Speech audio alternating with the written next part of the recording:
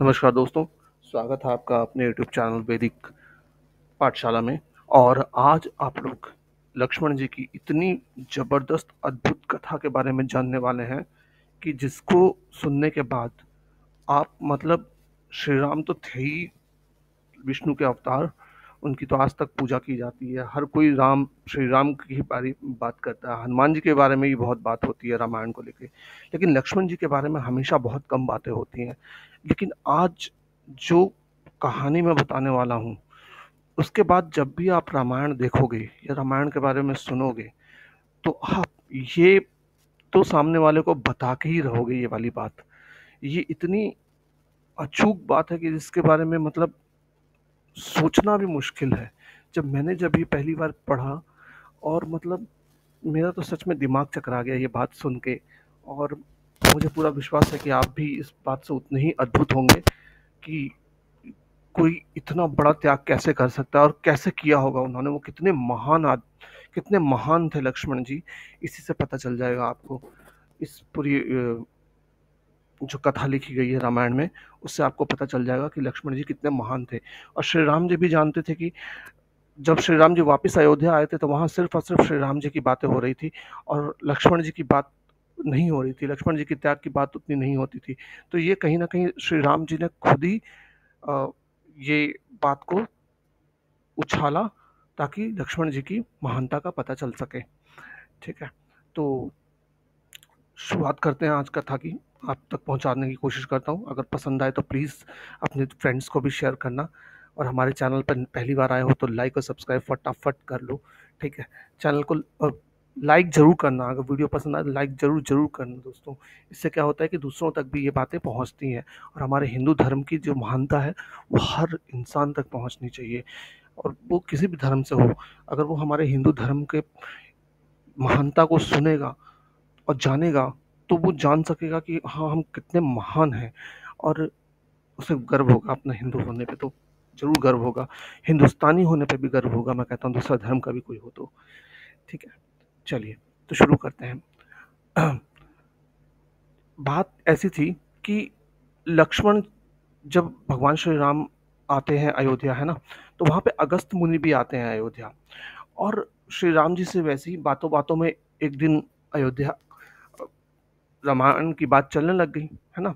तो वहाँ लंका युद्ध का प्रसंग छिड़ गया। तो भगवान श्री राम ने बताया कि उन्होंने कैसे रावण और कुंभकर्ण जैसे प्रचंड वीरों का वध किया।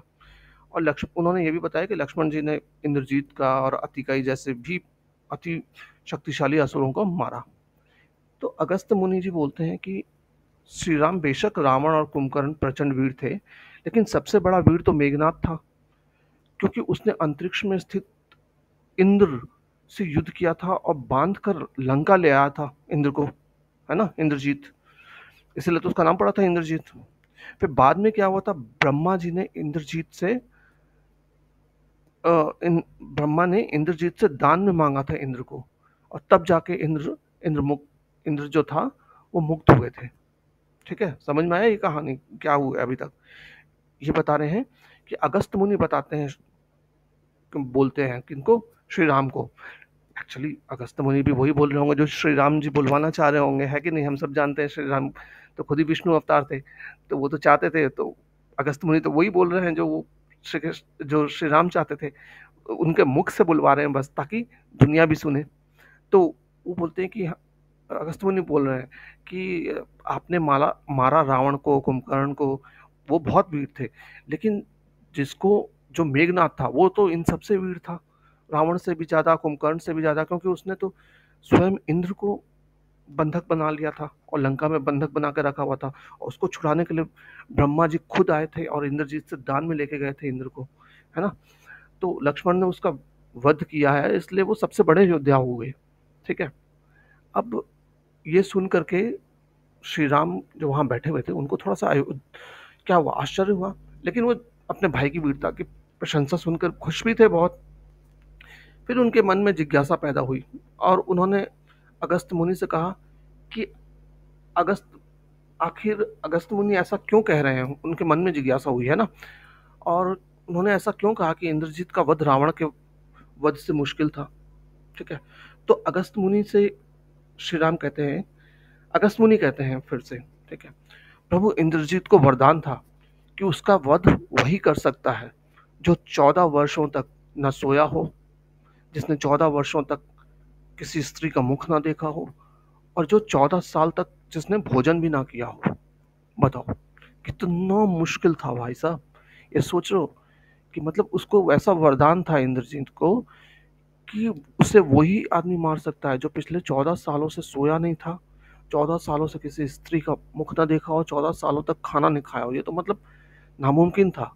और इसीलिए आपने देखा कहीं ना कहीं सिर्फ इंद्रजीत के, मेरे को तो लगता है ये जो पढ़ा मैंने तब, तो मुझे लगा कि यार ये रामायण तो मतलब कहीं ना कहीं बनी ही 14 साल इसीलिए वनवास हुआ भगवान श्री कृष्ण को, और सॉरी भगवान श्री राम को, कि क्योंकि इंद्रजीत को वरदान था कि 14 साल तक तो वो मरेगा ही नहीं, है ना। 14 साल तक लगातार अगर कोई ऐसी तपस्या करेगा तभी वो मर सकता है। और ऐसा कौन कर सकता था? या तो श्री राम खुद कर सकते थे, या तो फिर उन्हीं जैसा महान कोई और, है ना। तो वो उन जैसा महान कौन? उनका भाई। हम्म। तो श्री राम बोलते हैं इस चीज पे, परंतु मैंने तो वनवास में 14 वर्षों तक नियमित रूप से लक्ष्मण के हिस्से का फल फूल देता रहा। श्री राम जानते सब कुछ थे, लेकिन ये जनता तक बात पहुंचाना चाहते थे खुल के। वो ऐसे बन रहे थे कि ऐसे मुझे तो कुछ भी नहीं पता, है ना। तो उन्होंने बोला कि भाई मैं तो रोज देता था उनका हिस्से का फल फूल उनको। मैं सीता का मैं सीता के साथ एक कुटी में रहता था, बगल की कुटी में लक्ष्मण थे, फिर सीता का मुख भी ना देखा हो और 14 वर्षों तक सोए ना हो, ऐसा कैसे संभव है? ये सब कौन बोल रहे हैं? श्री राम बोल रहे हैं। अगस्त मुनि सारी बात समझकर मुस्कुराए, है ना। अगस्त मुनि भी समझ गए कि ऐसा कैसे हो सकता है कि भगवान श्री राम से छुपा हुआ हो, ऐसा तो हो ही नहीं सकता कभी भी। तो वही वो मन में भी सोचते हैं अगस्त मुनि। दरअसल सभी लोग सिर्फ श्री राम का गुणगान करते थे, लेकिन प्रभु चाहते थे कि लक्ष्मण के तप और वीरता की भी चर्चा अयोध्या में घर घर में हो, है ना। फिर श्री राम को आश्चर्य हुआ। हम्म।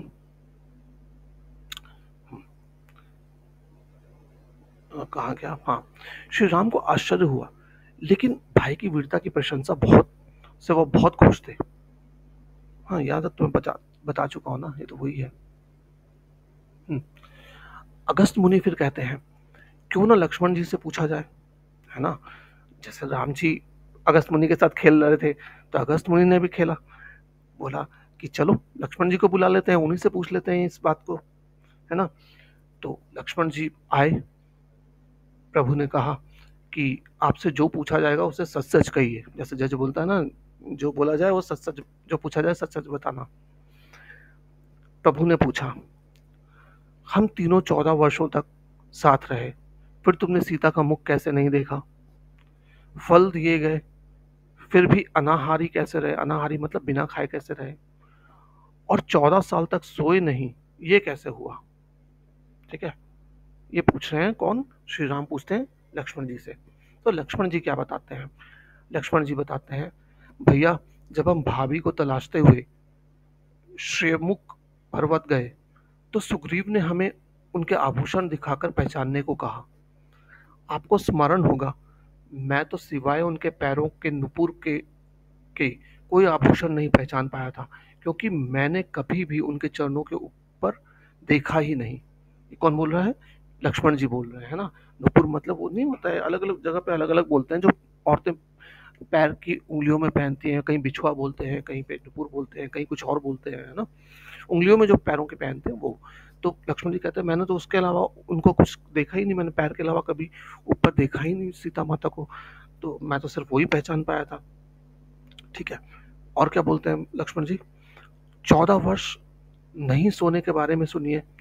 आप और माता एक कुटिया में सोते थे, मैं रात भर बाहर धनुष पर बाण चढ़ाए पहरेदारी में खड़ा रहता था। निद्रा ने मेरी आंखों पर कब्जा करने की कोशिश की, तो मैंने निद्रा को अपने बाणों से भेद दिया था। निद्रा ने हार कर स्वीकार किया कि वह 14 साल तक मुझे स्पर्श नहीं करेगी, लेकिन जब श्री राम का अयोध्या में राज्याभिषेक हो रहा होगा और मैं उनके पीछे सेवक की तरह छत्र लिए खड़ा रहूंगा, तब वह मुझे घेरेगी। आपको याद होगा राज्याभिषेक के समय मेरे हाथ से छत्र गिर गया था। ये सब कौन बता रहे हैं? आपके लक्ष्मण जी बता रहे हैं, ठीक है, श्री राम को बता रहे हैं। अब मैं 14 साल के अनाहारी कैसा रहा। मैं जो फल फूल लाता था, आप उसके 3 भाग करते थे। एक भाग देकर आप मुझसे कहते थे, लक्ष्मण फल फल रख लो बोलते थे, ठीक है। उन्होंने, अब देखो, कभी ध्यान नहीं दिया उन्होंने भी, है ना, राम जी ने बोल दिया कि रख लो, उनका मतलब था कि खा लो। अब लक्ष्मण जी ने इसको अलग तरीके से लिया, तो लक्ष्मण जी वही बोल रहे हैं, आपने कभी फल खाने को नहीं कहा, फिर बिना आपकी आज्ञा के मैं उससे खाता कैसे। मैंने उन्हें संभाल कर रख दिया, सभी फल उसी कुटिया में अभी भी रखे होंगे। प्रभु के आदेश पर लक्ष्मण जी चित्रकूट की कुटिया के में से वे सारे फलों की टोकरी लेकर आए और दरबार में रख दिया। फलों की गिनती हुई, 7 दिन के हिस्से के फल नहीं थे। बताओ, ये श्री राम क्यों कर रहे हैं, ये सब चीजें करवाते हैं, है ना। करवाते इसलिए हैं ताकि लक्ष्मण जी की महानता का पता चल सके सबको। सिर्फ और सिर्फ श्री राम की बातें ना हो, सीता मैया की बातें ना हो, है ना, हनुमान जी की बातें ना हो, बल्कि लक्ष्मण जी की भी उतनी ही याद किया जाए, तारीफ हो उनकी। इसलिए श्री राम जी ने ये सारी चीजें करवाई। तो 7 दिन के फल नहीं मिले, तो प्रभु कैसे अनजान बने हुए, पता तो उनको सब कुछ है, लेकिन फिर भी वो अनजान बन के उनसे हिसाब ले रहे हैं। प्रभु ने कहा, इसका अर्थ है कि तुमने 7 दिन तो आहार लिया था। लक्ष्मण जी कहते हैं, 7 फल कम होने के बारे में बताता हूँ। उन 7 दिनों में फल आए ही नहीं। कब कब नहीं आए। पहला, जिस दिन हमें पिताश्री के स्वर्गवासी होने की सूचना मिली, हम निराहारी रहे, ठीक।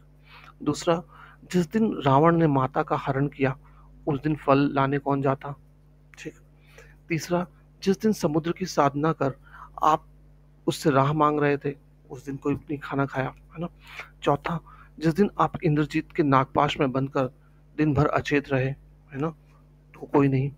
पांचवा, जिस दिन इंद्रजीत ने मायावी सीता को काटा था और हम शोक में रहे, उस दिन किसी ने नहीं खाया। छठा, जिस दिन रावण ने मुझे शक्ति मारी थी, उस दिन कोई नहीं खाया। सातवां, और जिस दिन आपने रावण वध किया, उस दिन खुशी से किसी ने नहीं खाया, ऐसा। तो इस तरीके से 7 दिन के फल कब मिले। इन दिनों में हमें भोजन की सुध कहाँ थी। विश्वामित्र मुनि से मैंने एक अतिरिक्त विद्या का ज्ञान लिया था। ये कौन बता रहे हैं, लक्ष्मण जी बता रहे हैं। कौन सी विद्या का अलग से उन्होंने ज्ञान लिया था, विश्वामित्र मुनि से। बिना बिना आहार किए जीने की विद्या, ये उन्होंने किससे सीखी थी, विश्वामित्र मुनि से सीखी थी। तो देखो हमारे हिंदू शास्त्र में कितना गजब है ना। पुराने जमाने में हमारे ऋषि मुनि बिना खाना खाए हुए भी जीवित रहते थे, सालों साल तपस्या करते थे, है ना। ये भी एक ज्ञान था अपने आप में। आज तो संभव ही नहीं है लगता हमें। साइंस भी कहता है कि अरे नहीं, सालों तक कहाँ, तुम तो मतलब 7 दिन में ही मर जाओगे। 7 दिन तो नहीं, क्या लंबा थोड़ा सा, लेकिन मतलब सालों तो नहीं जी सकते ना बिना खाना खाए हुए कुछ भी। लेकिन देखो पुराने जमाने में लोग बिना खाना खाए हुए सालों तक रह सकते थे। उसके प्रयोग से मैं 14 साल तक अपनी भूख पर को नियंत्रित कर सका, जिससे इंद्रजीत को मारा गया। बताओ, इंद्रजीत ने ऐसा कभी भी नहीं सोचा होगा कि कोई 14 साल तक स्त्री का मुख नहीं देखेगा। चलो मान लो, ये मैं मान लेता हूँ कि कोई कर भी ले, पर 14 साल तक खाना नहीं खाना, 14 साल तक सोना नहीं, ये तो मतलब एकदम नेक्स्ट टू इम्पॉसिबल है। मतलब इम्पॉसिबल है, नेक्स्ट टू इम्पॉसिबल है, इम्पॉसिबल है आज के डेट में। तो ये इतने महान थे हमारे पूर्वज। आप देखो, भगवान श्री राम ने लक्ष्मण की तपस्या के बारे में सुनकर उन्हें हृदय से लगा लिया, है ना।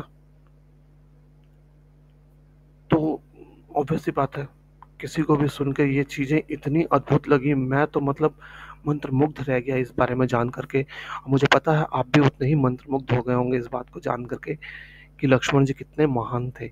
और मैं तो आपसे एक ही गुजारिश कर सकता हूँ कि आप हर हिंदू भाई बहनों को ये फॉरवर्ड करें वीडियो, ताकि उन्हें हमारे लक्ष्मण जी की महानता का पता चले। और अगर वीडियो भी आप फॉरवर्ड करते हैं, साथ में बताएं भी उन सबको, है ना, मिलकर जरूर बताएं, जब जब मिलें बताएं। और बच्चों को जरूर दिखाएं ये वीडियो, उन्हें जरूर बताएं बच्चों को। तो हमारे बच्चों को पता होना बहुत ज़रूरी है, ताकि उन्हें गर्व हो अपने हिंदू होने पे। तो थैंक्स फॉर वॉचिंग, मिलते हैं अगले वीडियो में। जय हिंद।